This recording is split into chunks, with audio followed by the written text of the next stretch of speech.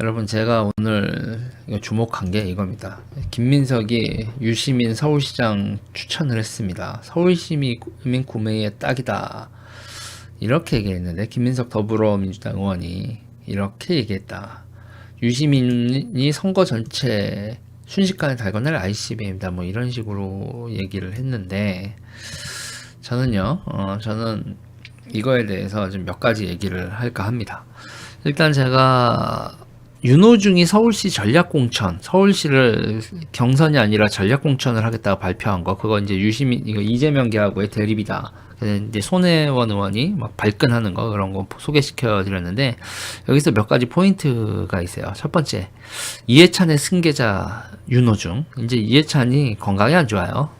여러모로 듣는 얘기나 뭐로 보러나, 그러니까 이해찬의 그 승계자가 윤호중이다. 이거는 뭐 거의 뭐 기정사실인 거고.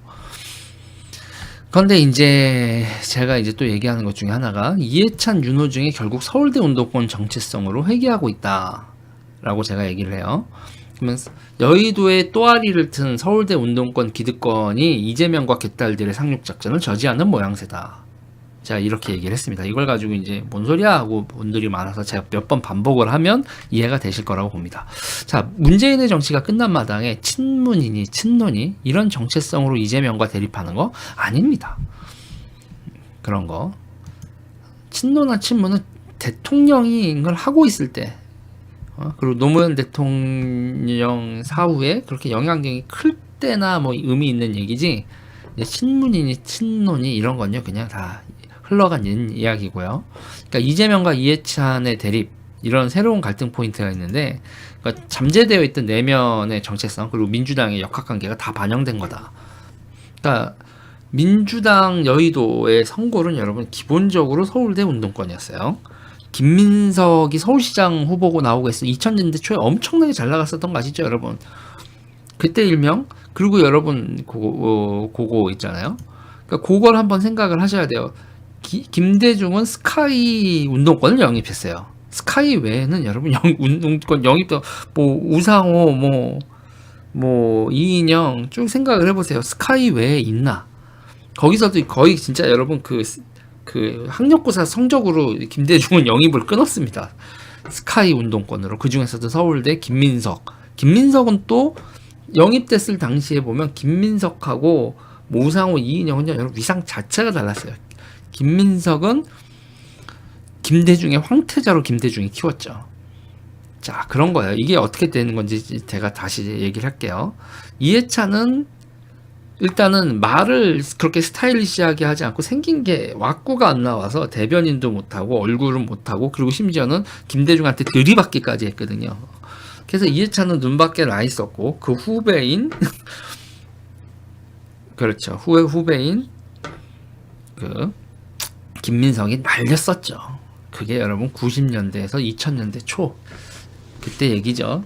서울시장 후보 김민석, 20년 전 얘기입니다.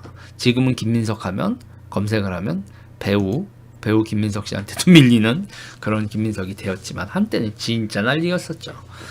자, 이해찬, 김민석, 서울대 운동권, 그리고 김대중의 총애를 받아야 힘을 쓸 수 있었던 그런 시절이 있었지만, 그렇지만 이게 슬슬 이들이 세력을 넓혀가죠. 그리고 이해찬으로 대표되는 이해찬은 민주당을 자신과 동일시하는데, 거의 인생을 걸고 이해찬이 한 게 있다면 뭐 동교동하고도 싸우고, 뭐 여러저런 세력들하고도 싸우고, 뭐 김한길 뭐 이런 세력들하고도 붙고 이러면서 결국은 민주당을, 이해찬 인생의 전리품 같은 거예요.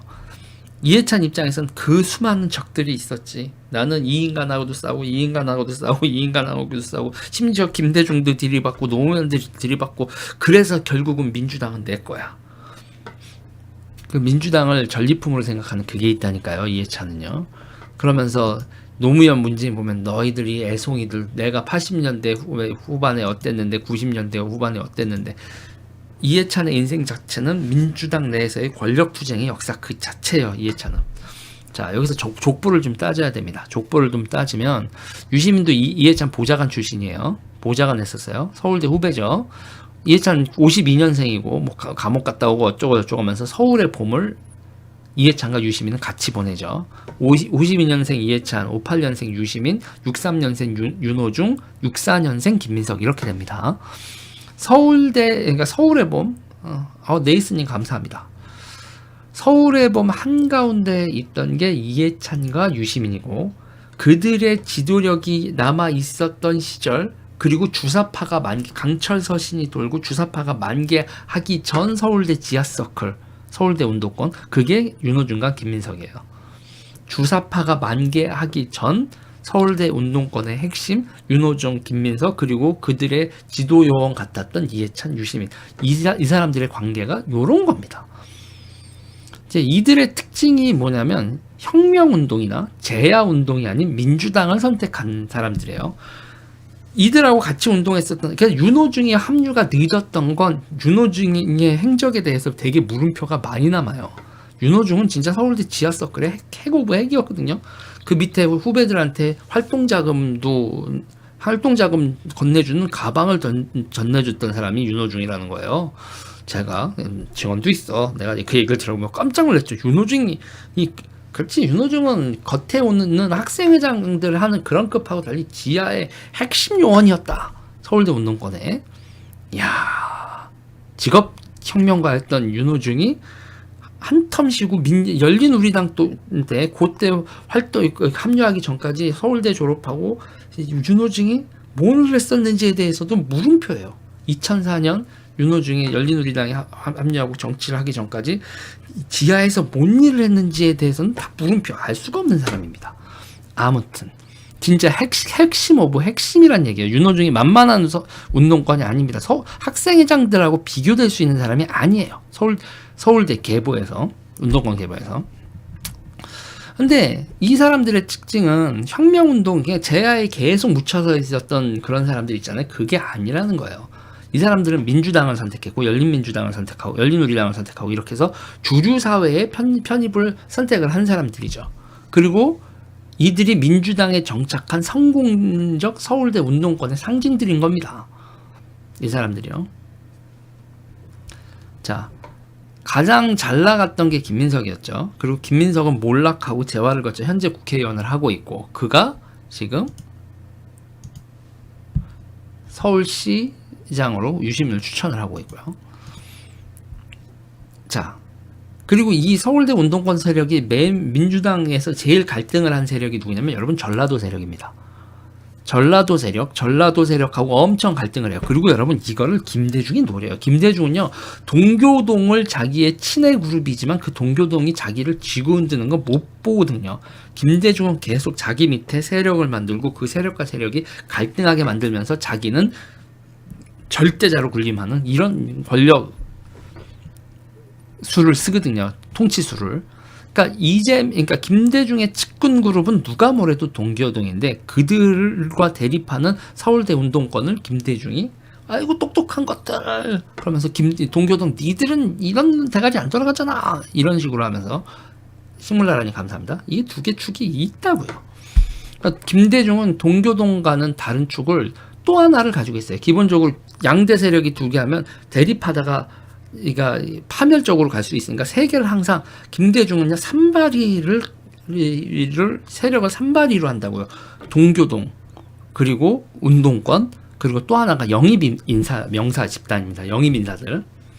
그래서 김대중은 동교동, 운동권, 영입인사 집단 이렇게 3개 정도 이게 3개 정도를 계속 그래요. 영입인사 집단 하면은 뭐야 하겠죠. 김한길, 정동영, 추미애 이렇게 조순영 같은 이제 성골 귀족들 그런 사람들도 영입인사들이랑 어울렸죠. 그러면서 이제 이게 이렇게 3개의 축이 있고 그 축 중에서 중간지대가 있고 서로 교류가 하면서 합종연행을 계속 하면서 기본적으로 김대중한테는 개길 수 없는 구도. 이게 기본적으로 김대중의 정치 세력이었어요. 자, 동교동은 똘마니성 느낌이 강했고 충직하지만 머리가 딸린 그런 전라도 이런 느낌이 강했고 기본적으로 운동권은 스카이잖아 얘들. 그 당시만 해도 여러분 80년대 90년대만 해도 민주당에서 스카이를 김대중이 스카이 이렇게 영입해서 걔네들을 부하로 둔다. 와우 젊은 애들은 그게 그런 느낌이 있었다니까요. 그래서 김대중이 운동권을 영입했다라고 다들 하는데 운동권을 영입한 거 앤드 스카이를 영입한 거예요. 그래서 동교동 전성시기에 또 운동권 영입 인사들이 연합을 하기도 합니다. 이게 그러면 되게 웃겨요. 그리고 운동권 친노 전성시대엔 동교동과 영입 인사들이 연합을 하기도 하고 그 친노들 전성시대 동교동 영입 인사들이 연합해서 아예 빠져나온 게 국민의당이죠. 안철수를 중심으로 막 국민의당 이렇게 된 것도 박지원 정대철 이런 사람들 앤드 정동영, 김한길 이런 분들 해가지고 국민의당으로 가잖아요. 그게 이제 운동권 친노들 이 김대중 사후에 이 3자가 누가 이제 민주당을 먹냐의 싸움에서 벌어졌던 일이고 여기서 이제 이 동맹들을 움직이고 정략들을 싸고 하는 이 세력 균형을 이루는 과정에서 빡 터지게 하는 책략가가 3명 정도가 있었는데 자, 동교동의 영입 인사이기도 하면서 이 동맹을 움직이는 축으로 움직이는 사람이 박지원. 그리고 또 하나가 이제 영입 인사 쪽에서는 김한길. 그리고 운동권 중에서는 이해찬. 이 정도 박지원, 김한길, 이해찬이 또 3대 책사라고 할 수 있죠. 민주당 내에. 그러고 계속 합종연행이 벌어집니다. 합종연행은 박지원, 김한길, 이해찬 이런 책사들의 움직임 속에서 계속 이루어졌죠. 여기서도 보면 이제 재밌는 게 이제 서울대 운동권 하면 상징적인 게 김근태인데 김근태는 확실히 보스 느낌의 운동권이었지 책사 느낌의 운동권은 아니었죠. 그러면서 이렇게 딱 무게를 잡고 있는데 이해찬은 그런 김근태를 또 뭐야 이해찬 책사 느낌의 운동권, 김근태는 보스 느낌의 운동권 이런 느낌의 차이로 또 그 사이에서도 아주 달랐죠. 그런 과정에 이해찬이 노무현을 끼고 친내 세력을 끼고 김근태는 운동권 하면 김근태지 이렇게 하고 내가 이제 그쪽에 그 확실한 보스야 이렇게 있는 사이에 어느 순간 노무현과 이해찬 그리고 그 친노 세력 대중조직 기민하게 움직이던 이해찬 군한테 김근태가 서울대 운동권 이렇게 그 평화 세력 이런 거를 하는 그걸 원내에서의 주도권을 많이 잃죠. 그러면서 이제 약간 좀 10% 내외의 세력으로 민평연은 찌그러들고 그러면서 이해찬이 그거보다 우위한 세력으로서의 포지션을 확실히 자리 잡고 이렇게 되죠. 네, 타임셀리 감사합니다. 근데 이제 여기서 이제 보면 민주당의 족보는 여러분 동교동이 무너져 내리면서 무주공산이 된 전라도 정치성을 먹기 위해서 운동권들이 갑자기요 나는 어쩌고저쩌고 젊은 혁명적 개혁적 이런 얘기하다가 갑자기 나 전라도인데 전라도가 비었는데 내가 먹으러 가야지 이런 일이 벌어져요. 특히 국민의당으로 민주당에서 싹 다 빠져나간 다음에는 내가 전라도요. 송영길이 대표적인 사람입니다. 갑자기 인천시장 하는 사람들이 나 전라도에 맹주할래. 전라도 분들이 다 나갔어 국민의당으로 여기 무주공산이야. 그런데 우리 지지율 올라갔어. 이거 우리가 먹을래 하고 가서 송영길 그리고 김현미 있죠. 김현미 국토부 장관 입에 나 전라도야를 아주 달고 살면서 전라도를 먹기 위해서 난리를 치죠. 그리고 그분들 성공했습니다. 운동권이면서 전라도 세력인 무주공산이 된 국민의당으로 다 두고 나간 그 무주공산이 된 전라도를 먹은 세력 그 세력들이 여러분 또 이재명하고 동맹을 맺고 막 이러죠. 자 그리고 이 과정에서 보면 이해찬은 또 문재인하고의 권력 투쟁 과정에서 이재명하고 동맹을 맺고 한총련 세대 주사 세력들을 끌어들이죠. 이해찬이 주사 세력들을 엄청나게 끌어들입니다. 한총련 세대 이렇게. 그리고 이 와중에 이재명과 한총련 세대가 세력을 불리고요. 그리고 전라도에다 주사 정체성이 있어요. 그러니까 옛날에 PD 운동권이었고 뭐건 간에 다 지금은 다 주사 정체성으로 입만 벌리면 주사파 얘기를 해.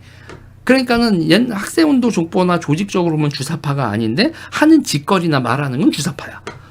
이게 그러면서 난 주사파 아닌데 이 새끼가 입만 벌리면 주사파 얘기를 하면서 주사파가 아니래. 네 생각을 주입하고 있는 너를 움직이고 있는 외곽 조직들을 봐 그러면 몰라요. 멍청한 새끼들. 아무튼 전라도 주사 정체성으로 얘기한 온갖 잡탕들. 그러니까 이재명은 한총련 세대 전라도 주사 정체성을 가지고 있는 이런 세대들 이런 걸 다 합쳐서 송영길도 끌어들이고 해서 민주당 상륙 작전을 지금 전개를 하고 있죠. 이 민주당은 이제 우리가 먹자.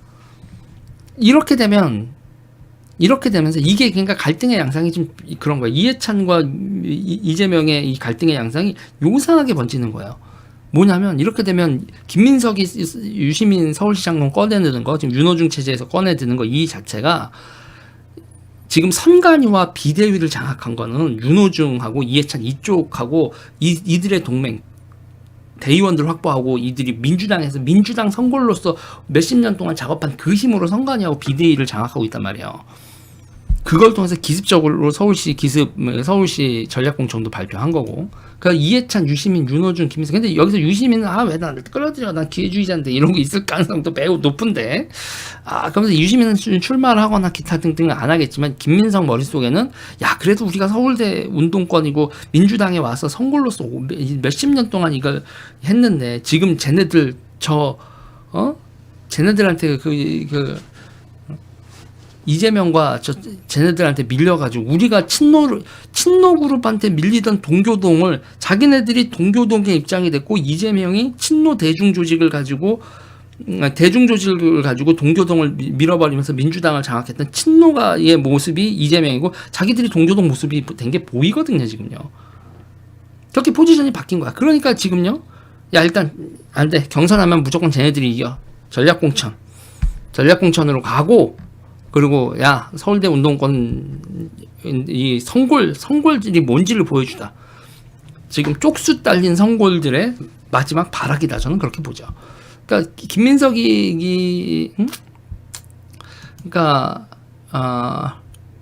이해찬을 중심으로 한 정체성, 그 70년대 후반 80년대 초 서울대 운동권들이 이 몇십 년 동안 민주당에서 선골로 지냈던 이 사람들의 마지막 디펜스 이런 게 벌어진다. 그리고 여기서도 또 뭐냐면 이낙연이라든지 뭐 이러면서 이거는 동맹할까? 그러니까 지금 이렇게 비대위를 장악한 상태에서 동맹을 찾고 있죠. 서울시장 전략공천을 누구로 하느냐에 따라 이들이 이해찬, 윤호중, 뭐 김민석, 유시민은 지금 왜 나를 불러내 이러고 있을 거예요. 나 그런 거 아니야. 난 그냥 집 사고 돈 많이 벌고 책 많이 팔면 그만이지. 뭐야 뭐 이러고 있을 텐데.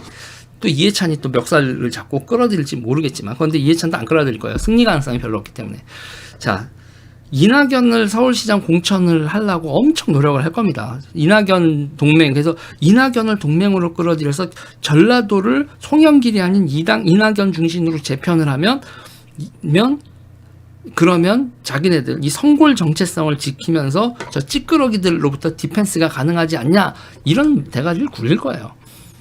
그래서 지금 이거는 기본적으로 운동권 세대교체 전쟁이 민주당에서 발생하고 있는 거고 이재명과 개딸들 한총련 세대 민주당 변방의 연합군이 쪽수를 확보하고 민주당을 장악하기 위한 준비를 마쳤고 이거를 디펜스하려는 민주당 선골들이 전략공천 이걸 내세우고 있다. 서울시장 선거에서 패배하면 이해찬, 유시민은 뭐 그렇다고 치고 윤호중, 김민석 세대 이 세대 자체가 쓸려나갈 거다. 전략공천을 하기로 했고 전략공천을 해서 서울시장을 만들고 그 서울시장을 만들어서 그 서울시장과 이 선골들이 동맹관계를 유지하면 민주당에서 주류 세력으로 계속 이재명하고 삐딱선을 타면서 이 하나의 틀이 나올 거고 그게 무너지면 민주당은 완전 주사파로 그러니까 주사파가 어차피 그게 그거지만 세대교체의 쓰나미가 올 수밖에 없다. 이게 지금 민주당에서 벌어지는 뭐 각종 정치 역학이나 기타 등등인데 이거를 이렇게 과감하게 얘기하는 사람이 대한민국 유지일밖에 없는 것 같아요. 이 얘기 여기까지 하겠습니다.